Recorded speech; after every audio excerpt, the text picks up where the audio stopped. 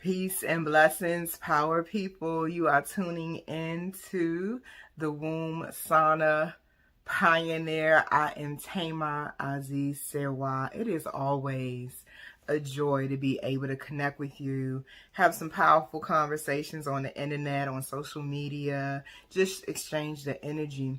For those of you who are unfamiliar with my work, please Google the Womb Sauna. You will see my name, Thema Azize Serwa. You will see the documentation of my work and how I have been helping women worldwide heal everything through the sacred ancient art of yoni steaming and what I have coined as the womb sauna experience.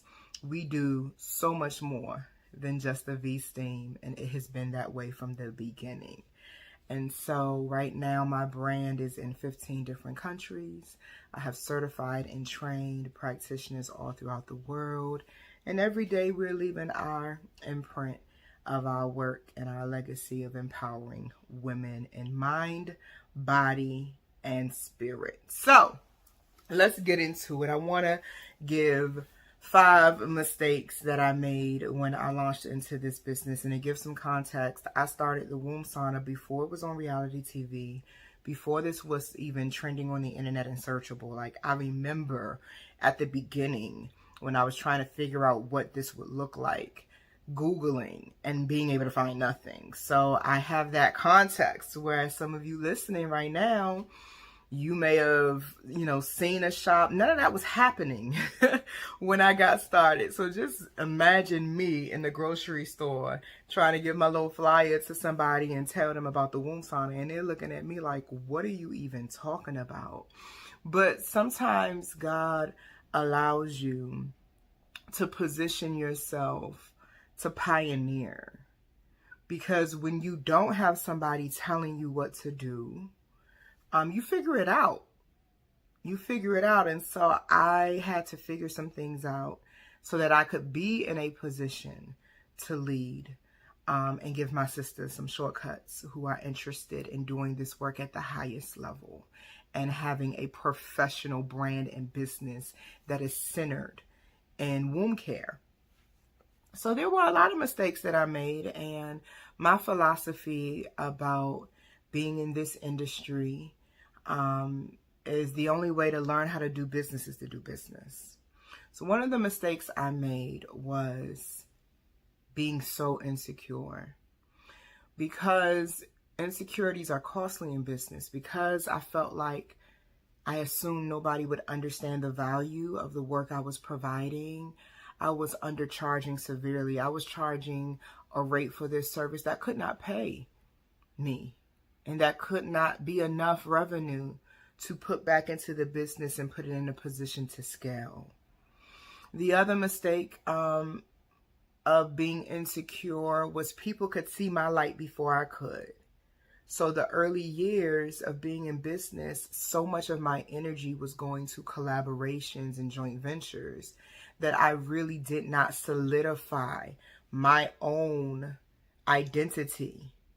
It took me years to come into my mogul identity and be comfortable standing in my own ashe and my own energy, whether anybody else would stand with me or not. I'm all about relationships being currency, but I also am very wise and aware that you can become codependent in the marketplace and with other businesses, hiding and shrinking behind the pretty flyer images and all of that. I made a decision with this work of being a full-time entrepreneur, a professional empowerer, that I am willing to give myself to the world. So the first mistake I made was being insecure, and I had to learn what that cost me. The advantage of that is it did lead me to the path of being courageous, releasing perfectionism. Oh, but does the backdrop look right? I don't care about none of that. I don't care. And I'm not trying to speak to the people who do. I'm very aware that my ideal client is a version of me. So the women who resonate with working with me don't care about the surface level stuff. They want the meat. They want the meat. They want to know the stuff that's going to change their life and that's going to change how they see themselves. So that's why they tune in, and that's why I've been able to have the sustainability that I've had and be able to scale my business the way I have. The second mistake I made was choosing bad partnerships. I did not choose great manufacturers. I was choosing partnerships that cost me a lot of money and risk. I was winging it. I didn't know the value of having very clear contracts and setting things up before trying it, because the industry was moving so fast and was just exploding. I didn't know what I didn't know. And I lost a lot of revenue.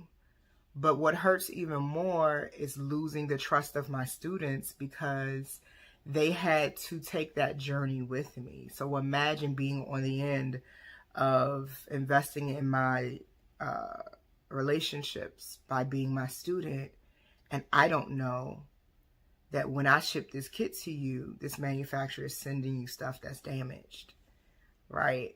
So having to figure that out and correct that was a journey. And because a lot of my students were Black women and were highly sensitive to who they trust and brought all this trauma from previous coaches and teachers they were with to my business, they were not as forgiving of my mistakes as I had hoped they would have understood. They did not understand the position I was in, because God made that position for me. So to whom much is given, much is required. So that was one of the mistakes I made.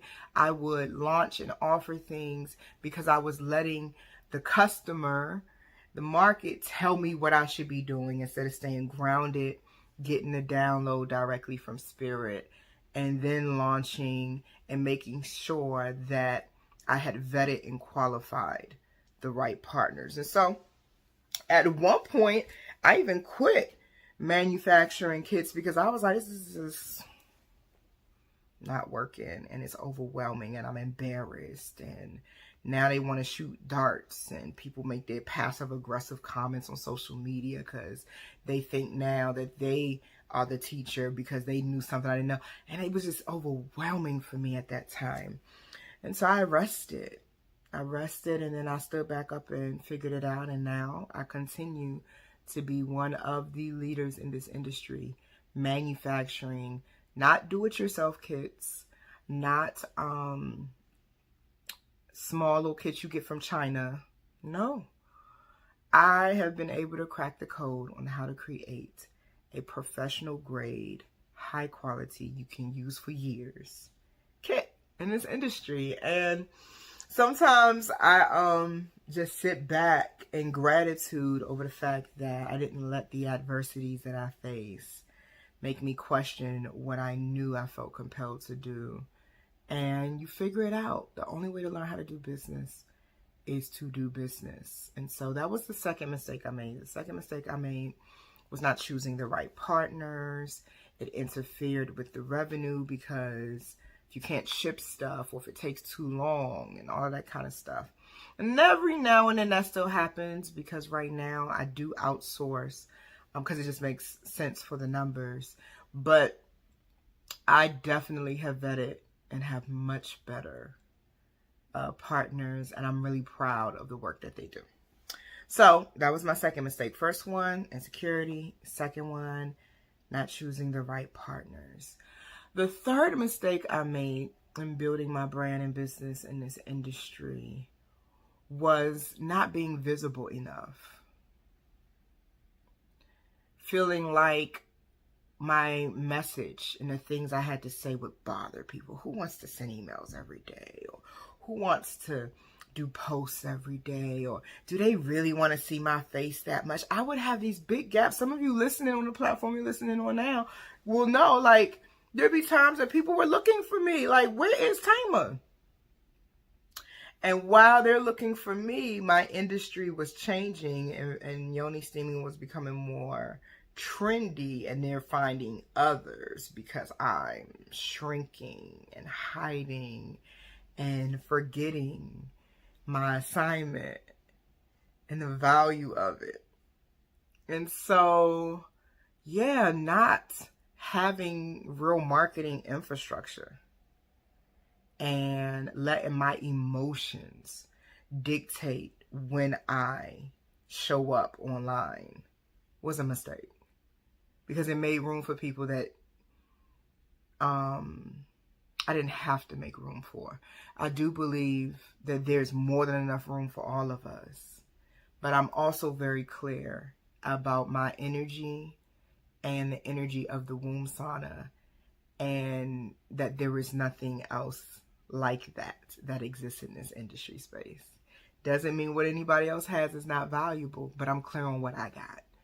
And it is my responsibility, just like it's your responsibility to be clear about what you have, to give it.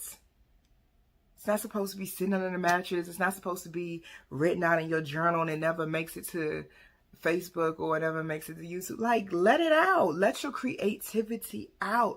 Imagine a woman being pregnant with a child that never births. Like, let it out. You're supposed to birth it and give it away.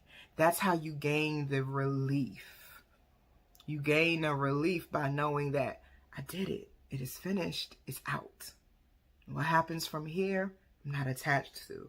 Whether I get 10 likes or 10 million likes, that does not dictate the value of what I just released. I released it for the joy of knowing that there is something important I wanted to share and say.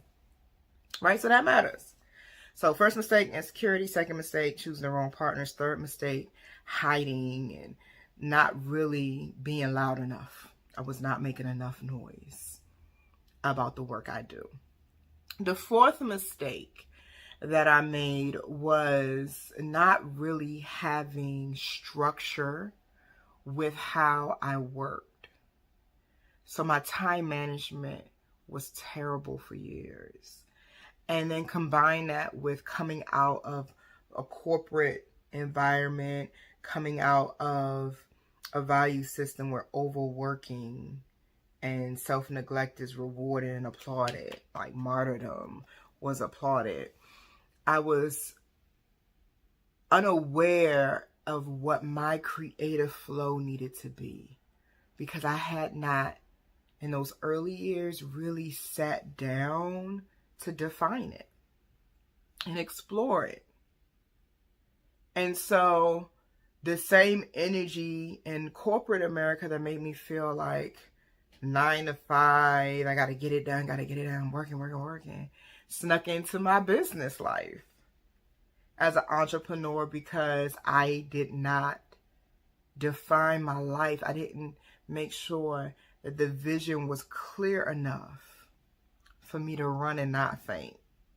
So there was plenty of times throughout the years where I fainted because I would overwhelm myself subconsciously because I lacked order and discipline and consistency. Right? So that was another mistake. First one was insecurity. Second one was not choosing the right partners for manufacturing. The third one was not being loud enough about my work, right? Not marketing at the highest level, not having marketing infrastructure. And the fourth mistake was not really having a clear understanding of how my creative flow needed to be, and not having time management, order, discipline, consistency, right? Structure. I need a structure.